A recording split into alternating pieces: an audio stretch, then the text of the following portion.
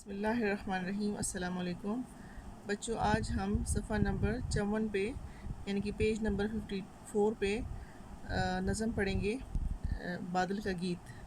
ٹھیک ہے، پہلے ہم اس کی ریڈنگ کرتے ہیں۔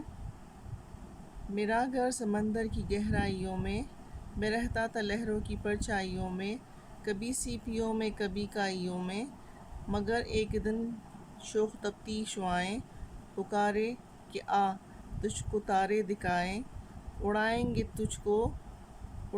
تجھ کو نشیلی ہوائیں، ستاروں کے دن میں وطن چھوڑ آیا، ہواؤں نے شاخوں پہ مجھ کو بٹھایا، سمندر سے اٹھا پہاڑوں پہ چھایا، مگر تیز جھونکے نے آفت ہی ڈھائی، مجھے ایک پربت کی چوٹی دکھائی، کہا اس سے لڑ کر دکھا میرے بھائی، میں لپکا تو پربت نے مجھ کو دھکیلا، وہ اکڑا میں گرجا وہ بپرا میں کھیلا، پر افسوس فانی ہے کھیلوں کا میلہ، پہاڑوں نے ایسی مجھے پٹخنی دی کہ تنگ آ کے میدان کی میں نے راہ لی، مجھے لے اڑی شوخ پریاں ہوا کی، میں جب تک گیا زور سے بلبلایا، ہواؤں کو بجلی کا کوڑا دکھایا، ادھر سے نکل کر ادھر گھوم آیا، میں لپکا میں پلٹا میں گرجا میں چمکا، دھواں بن کے چھایا دیا بن کے دمکا، کسی کو نہ تھا رنج کچھ میرے غم کا، اب آیا تھا دھرتی پہ رونے رلانے، میں رویا تو دنیا لگی مسکرانے، یہ کیا راز ہے ہائے یہ کون جانے، میرے آنسوؤں میں زمیں دل چکی ہے، میری زندگی اس طرح گل چکی ہے، مگر ایک گتھی تو اب کھل چکی ہے، یہ سب نالے دریاؤں میں جا گریں گے، یہ دریا سمندر میں جا کر ملیں گے، سمندر سے مل کر میرے دن پھریں گے۔ یہ نظم احمد ندیم قاسمی نے لکھی ہے، اور آپ لوگوں نے اس نظم کی ریڈنگ 2-3 دفعہ گھر میں کرنی ہے۔ ٹھیک ہے، ابھی ہم جو پہلا بند ہے یہ یہاں سے لے کر یہاں تک، یہ پہلا بند ہے۔ ٹھیک ہے، میرا گھر سمندر کی گہرائیوں میں رہتا تھا لہروں کی پرچھائیوں میں، کبھی سیپیوں میں کبھی کائیوں میں۔ یہاں پر پہلا بند ختم ہو جاتا ہے، تو ہم پہلے بند کی تشریح کرتے ہیں۔ ٹھیک ہے، پہلا بند ہم نے پڑھ لیا، اب ہم اس کی تشریح کرتے ہیں۔ اچھا، پہلا بند نمبر 1، اس کی تشریح دیکھ لیں۔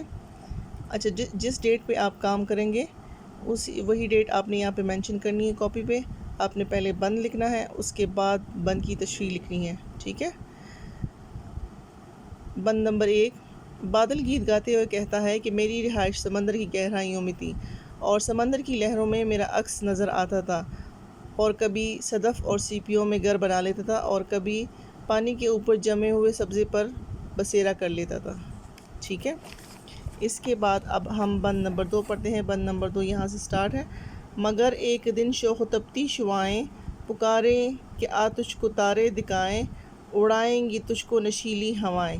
ٹھیک ہے، 3 لائنوں کا ایک بند ہے، تو یہاں پہ آ کے یہ دوسرا بند ختم ہو جاتا ہے۔ پہلا بند جو ہے وہ یہاں سے یہاں تک ہے کائیوں میں، اور دوسرا بند یہاں سے لے کے یہاں تک ہے۔